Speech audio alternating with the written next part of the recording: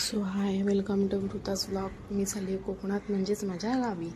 तर मी जाणार होते दुपारच्या ट्रेनने, पण मला नाही जमलं. त्याच्यामुळे मी चालली रात्रीच्या ट्रेनने दादरहून. तर आम्हाला ट्रेन भेटली 12:15 वाजता. आमची ट्रेन सुटली. त्यानंतर सकाळी 4:30 पावणे 5च्या दरम्यान मी खेड स्टेशनला उतरले.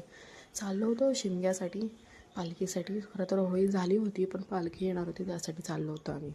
तर मी उतरले खेड स्टेशनला. नंतर थोडंसं चहा नाश्ता केला स्टेशनवरती.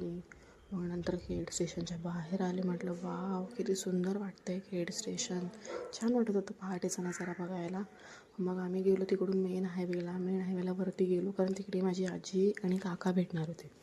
तर आम्ही वरती गेलो, थोडंसं बसलो. तिकडे गाडीच नव्हती आम्हाला जायला, कारण खूप लवकर आलो होतो आम्ही. त्यामुळे थोडं बसलो. म्हटलं सूर्यप्रकाश दिसतो आहे, तर त्याचा थोडासा एक फोटो काढूया, नाही त्याला राग येईल म्हणून त्याचा एक फोटो काढला. लगेचच आम्हाला ट्रॅव्हल्स भेटली. तर ट्रॅव्हल्समध्ये आम्ही बसलो. तर ट्रॅव्हल्समध्ये मस्त छान वाटलं, मला प्रसन्न वाटलं. तसं की मला असं वाटलं की मी तुळजापूरलाच चालली आहे, कारण तुळजापूरला जाताना आमची अशीच मज्जा होते, गाणे वगैरे सगळं. तर माझा डोळा लागला, मी झोपले तेव्हा अंधार होता, आणि उठले तेव्हा सूर्यप्रकाश डोक्यावरती होता. म्हटलं अरे बापरे, आपलं घर तर इथून खूपच जवळ आहे, आपण घराच्या जवळपास पोचलोच आहे. म्हटलं चला पाहूयात की कोकणात सकाळचा निसर्ग काय बोलतो आहे. म्हणून थोडं फोटोशूट केलं त्याचं. त्यानंतर घरी आले, फ्रेश झाले. भूक लागली होती, म्हटलं इन्स्टंट मॅगी बनवेन. गावी आल्यावरती मला मॅगीची खूप चव येते. मुंबईला तर मी खरं तर सगळं खात नाही, बनवतच नाही मुळात. पण गावी आल्यावरती मला वेगळीच चव येते. त्यामुळे मी जेवढं सामान होतं अवेलेबल, आजच आलं होतं, अवेलेबल होतं, त्याच्यामध्ये मी थोडीशी मॅगी बनवली एकटीसाठी. त्यामध्ये घेतली मी लसूण, मिरची, कांदा आणि आपला टॅमॅटो.